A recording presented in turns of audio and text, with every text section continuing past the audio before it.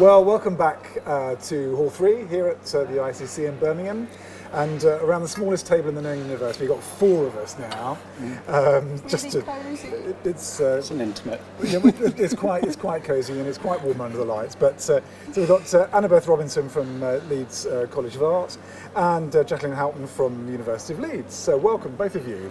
And you guys have just won an award. I hope it's a big shiny one. Was it a big shiny one? It is. It's a big glass trophy that's now in a cabinet in our reception. Excellent. And we'll be coming over to the Arts College. Yeah, we're having to share. I like that. I like that. Sharing Don't the drop award. it. We could have time. There's timeshare. Yeah. Every 6 months we rotate. Well, these guys won the THE award just recently. So, so tell us about this. How did you win it? What was the project? What was so cool about it?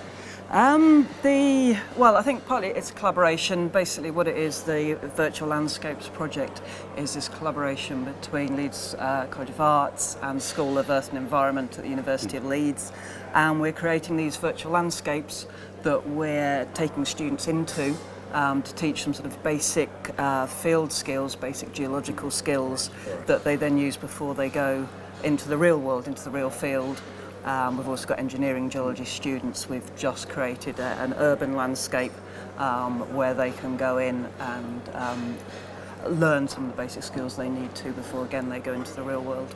So how come hasn't someone done this before? What was the spark of innovation in it? What was was there nothing around? No, you're right. I mean, my background is more interactive media. I've been familiar with virtual worlds probably going on 10 years now because being in things like Second Life and OpenSim and stuff like that. Yeah. Very oldie. In fact, I remember a couple of Jisc conferences about that years ago. Absolutely. You even had an island as well. We did. It's sunk since. So, I mean, that actually kind of sparked the conversation between a mutual colleague called Daniel Morgan at Leeds University, and how the project kind of came around was because I was doing all the virtual worlds and game-based kind of interests. So can you turn this learning activity into a game? And that's great from my perspective because it's a problem for a games designer to solve. Right. That's where the conversation started. I think in terms of innovation, I think the world's progressed on from things like Second Life. We've got free game middleware platforms like Unity and Unreal and stuff like that. So from that area, it was interesting how we could produce something that could be playing a web page. And ultimately, the roadmap for this project would be things like AR and mixed reality applications as well. So, which we'll probably ask later anyway. You can do it now if you like. What's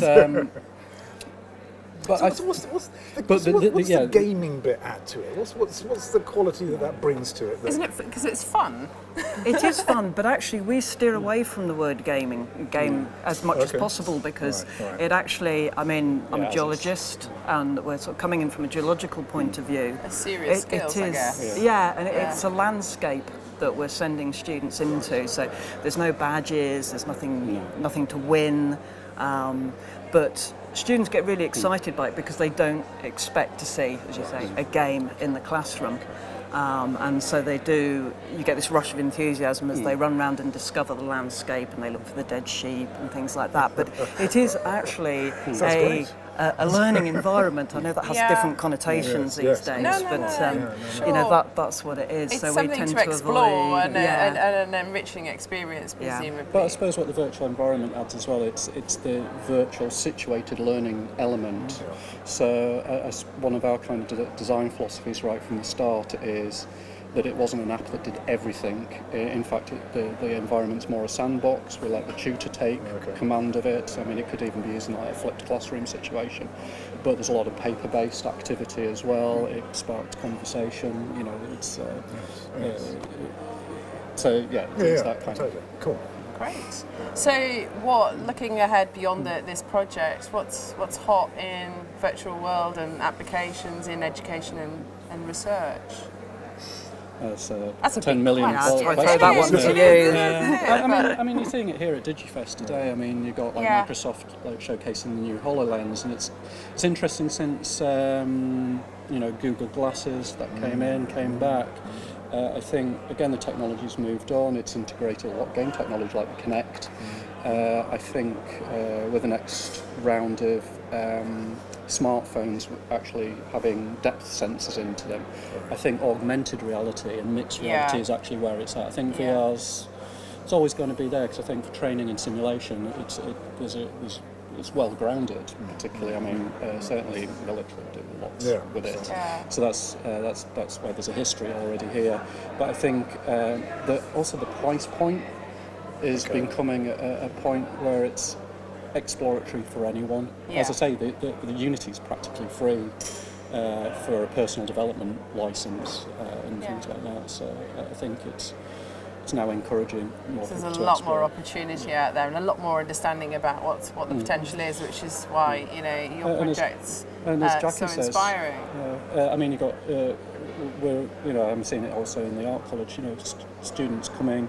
And they've been playing with Minecraft, so there's now an expectation, not just a VLE, which might have been 5 years ago, but now where's this more enriched play with different technologies? So, that's where you need to go and find the dead sheep, because my kids are in Minecraft. And Okay.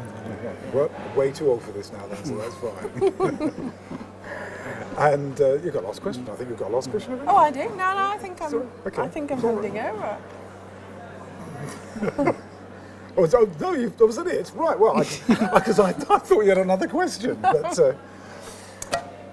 they were messing up the last bit of that. It was all going so terribly well, wasn't it? But thank you both for coming up and putting yourselves through this. And I hope you enjoy your time at Digifest the rest of today and maybe tomorrow. Thanks Thanks for joining us. We'll try to get the ending better next time. Apologies.